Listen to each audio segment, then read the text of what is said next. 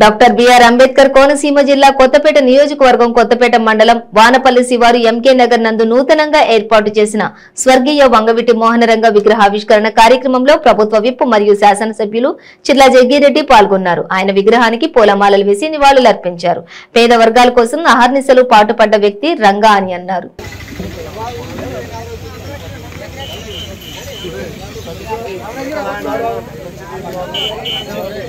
ప్రజల యొక్క మన్ననలు పొందాడు కనుక ఆయన మహనీయుడిగా ఇవాళ భౌతికంగా మన ముందు లేకపోయినా చిరస్థాయిగా మరి చరిత్ర పుటంలో నిలిచిపోయాడు వంగవీటి మోహన్ రంగా గారు. మరి అలాగే ఆయనతో మా కుటుంబానికి ఉన్న సత్సంబంధాలు ఆ రోజులు ఆయన మా ఇంట్లో 7 రోజులు, తర్వాత అనపర్తిలో 11 రోజులు ఆయనతో మా నాన్నగారికి ఉన్న సత్సంబంధాల మేర అప్పుడున్న ప్రభుత్వాల వారి మీద దృష్టి పెడితే తీసుకొచ్చగా పెట్టడం కూడా ఆయన కూడా ఉండేటువంటి అదృష్టం. మా గోపాలపురం పంచాయతీ ఎన్నికల్లో కూడా ఆయనకున్నటువంటి సంబంధించిన వారంతా కూడా వచ్చి మా ఇంట్లో ఉండేటువంటి కార్యక్రమం చేసేవారు. అలాగే నేను మరి వంగవీటి మోహన్ రంగా గారి అబ్బాయి రాధా ఇద్దరం ఒకేసారి శాసనసభలో అడుగుపెట్టడం జరిగింది.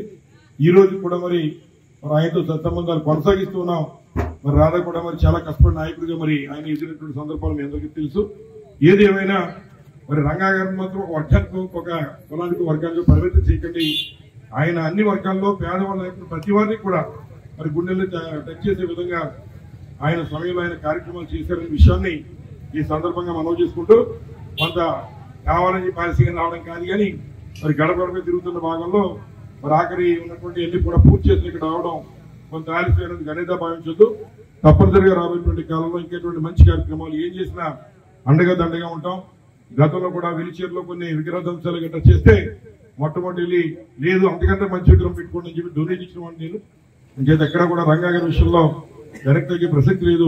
ఇవాళ ఉదయం కూడా ఎస్పీ గారితో మాట్లాడి ఏదైతే నేషనల్ హైవే అవతల పెడుతున్న విగ్రహానికి పర్మిషన్ లేదు అని చెప్పి పోలీసు కొంత ముందుకెళ్తే ఆయనకి మళ్ళీ మా పంచాయతీ ఉంది కనుక సర్పంచ్ గారితో మాట్లాడి ఆ పర్మిషన్ కూడా ఇప్పించి ఇవాళ అక్కడ కూడా ఎటువంటి ఇబ్బంది లేకుండా తీర్మానం కాపీ కూడా వెంటనే పంపించడం ఏర్పాటు చేస్తామని చెప్పి ఎస్పీ గారితో షిఫ్ట్ చేశాం.